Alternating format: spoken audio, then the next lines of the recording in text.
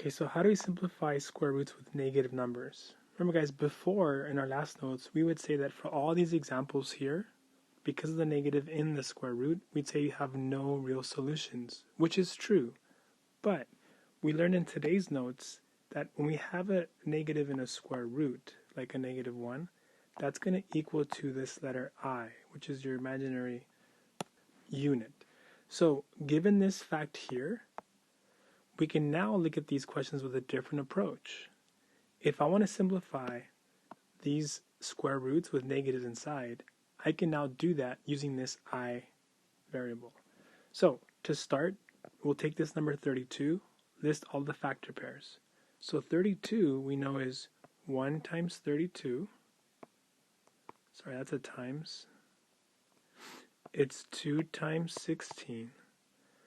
And then it's 4 times 8. So 32 has 3 factor pairs. Once you have the list, then it says, let's find the largest perfect square.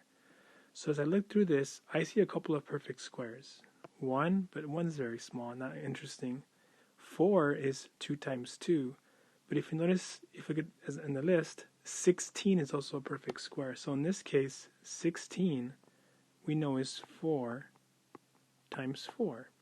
So this is the largest perfect square. So I'm going to now choose to rewrite my original question now with 2 times 16 in place of 32. So now I have this.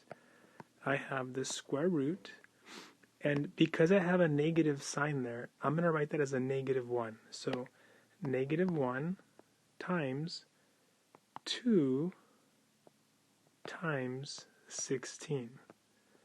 Do you see, this is still going to equal to -32 if I multiply it back together. But by separating it in this way, I can now simplify this square root. First, I know that the square root of 16 is going to be 4. So that can come out as a 4, and that's taken care of. And then from today's notes, we're learning that this I value is equal to the square root of -1. In other words, any negative sign in a square root, I can take out as an I letter. So I can take this -1 out as an I, and that's taken care of. And in this example, I'm left here with a 2 in the square root, so I'll be left with the square root of 2. This simplifies the square root of -32. It's 4i times radical 2. Now, just for one more example, just to be clear hopefully, let's try example K. In example K, I see the square root of -18. So again, first, think about the factor pairs of 18. It's 1 times 18, it's 2 times 9, and 3 times 6. Then look at that list and identify, of these different factors, which is the largest perfect square. And if you look carefully here, you'll see that 9 is your largest perfect square. It's 3 times 3. So I can now take my original problem, this -18, and I can rewrite it as the square root of -1 to account for the minus sign. Then 18 I'm going to write as 2 times 9. So 1 times 2 times 9. And now to simplify, I know that the square root of 9 is going to be 3. So I know it's going to be a 3.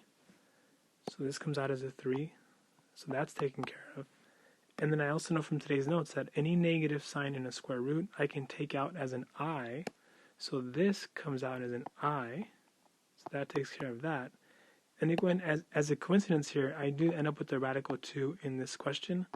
So that's just a coincidence, guys. That doesn't always happen in these examples. But this is a simplified version of the square root of -18. 3i times radical 2.